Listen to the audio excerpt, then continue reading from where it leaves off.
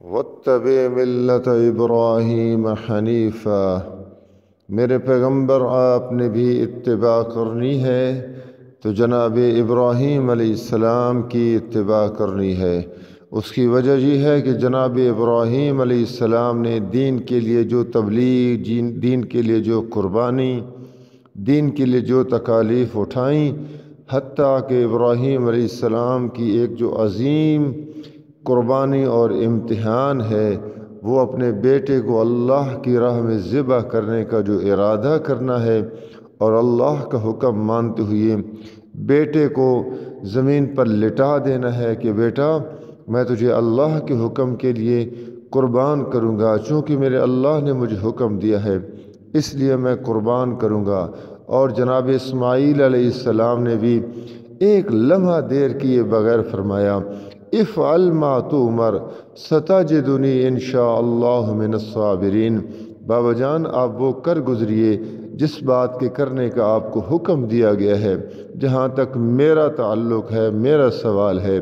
ستجدنی انشاء اللہ من الصابرین، اگر میرے اللہ نے چاہا تو میں ضرور صبر کروں گا، آپ مجھے صبر کرنے والوں میں سے پائیں گے۔ قربان قربان جناب اسماعیل علیہ السلام بھی ایک ہی جملے میں کس طرح اللہ تعالیٰ کی توحید کا اظہار کرتے ہیں۔ افعل ما تؤمر، بابا کسی کا حکم نہ دیکھیں، آپ نے سب سے پہلے یہ دیکھنا ہے کہ مجھے جو اللہ نے حکم دیا ہے میں اس کو پورا کروں گا، اس میں میری مرضی ہو یا نہ ہو، میری والدہ کی مرضی ہو یا نہ ہو، کوئی اور آپ کی رکاوٹ بنے یا نہ بنے۔ بابا آپ نے دیکھنا یہ نہیں ہے کہ کون راضی ہے کون ناراض ہے، آپ نے بس یہ دیکھنا ہے کہ میرا اللہ کس بات میں راضی ہوتا ہے، میرا اللہ کس بات پہ راضی ہوتا ہے۔ جب اللہ اس بات پہ راضی ہے تو اسی بات پہ راضی ہوگا کہ جب آپ اللہ کا حکم مانیں گے تو اللہ کا حکم ہے افعل ما تؤمر، بابا آپ وہ کریے نا جس بات کے کرنے کا آپ کو حکم دیا گیا ہے۔ ظاہر بات ہے جب اللہ نے آپ کو حکم دیا ہے تو آپ جب کریں گے تو اللہ آپ پہ راضی ہوگا۔ رہا سوال کہ اسماعیل تو صبر کرے گا یا نہیں کرے گا، تو بابا جان اس بات کا معاملہ بھی اللہ پہ چھوڑتے ہیں۔ اگر میرے اللہ نے چاہا، اگر اللہ کی مرضی ہوئی تو میں صبر کروں گا، آپ مجھے صبر کرنے والوں میں سے پائیں گے۔ ستجدنی انشاء اللہ من الصابرین، آپ مجھے صبر کرنے والوں میں سے پائیں گے۔ خلاصہ یہ نکلا میرے ناظرین سامعین کہ جب اللہ کی مرضی ہوتی ہے وہی کام کائنات میں ہوتا ہے، جب اللہ کی مرضی شامل حال ہوتی ہے تبھی جا کر ہمارے ارادے پائے تکمیل تک پہنچتے ہیں۔ جب اللہ راضی ہوتے ہیں، جب اللہ کی منشا ہوتی ہے، ہمارے سارے کام چاہے خارجی ہوں چاہے میرے وجود کے اندرونی بیرونی ہوں، وہ سارے کام تب ہوتے ہیں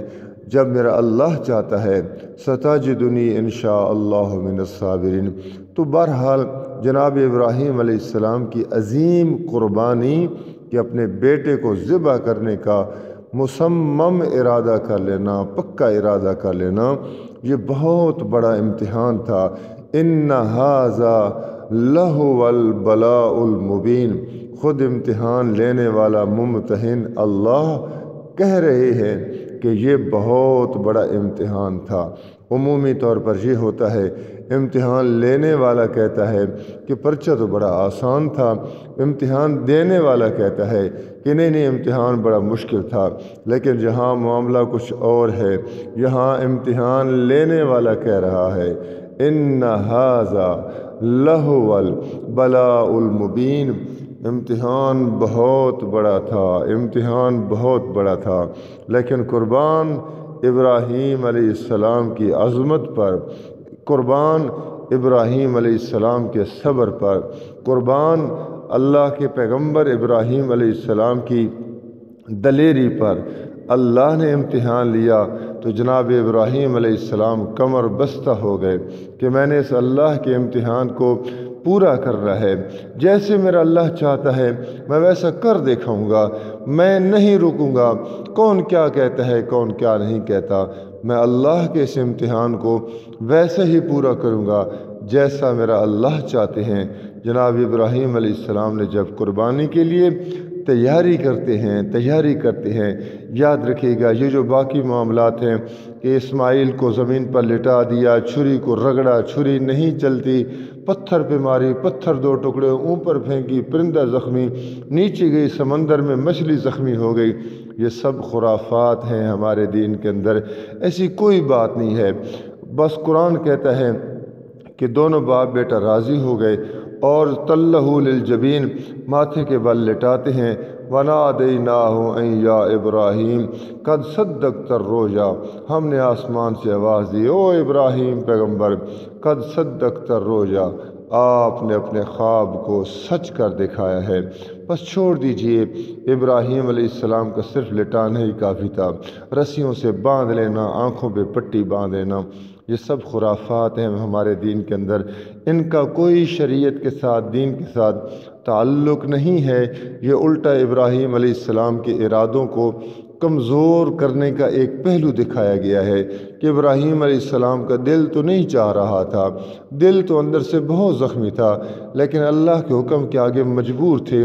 آنکھوں پہ پٹی باندھ رہے ہیں اور جناب اسماعیل علیہ السلام کو رسی سے باندھ رہے ہیں۔ رسی سے باندھے تو مجبور کو جاتا ہے، وہ تو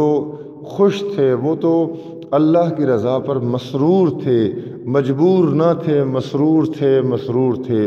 پھر کیسے کہا جائے گا کہ پٹی باندھی گئی؟ چنانچہ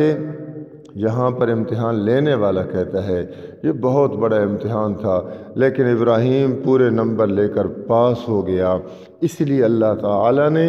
حکم دیا، اے میرے پیغمبر، آپ کی شان، آپ کی عظمت، آپ کی بلندی، آپ کی رفعت، آپ کا مرتبہ بہت بلند ہے، لیکن وَاتَّبِعْ مِلَّةَ إِبْرَاهِيمَ حَنِيفًا، آپ نے تابعداری کرنی ہے جناب ابراہیم علیہ السلام کے دین کی، ان کی ملت کی پیروی کرنی ہے، تب جا کر آپ کی امت بھی صحیح نہج پر آئے گی۔ وَمَا عَلَيْنَا إِلَّا الْبَلَاغُ۔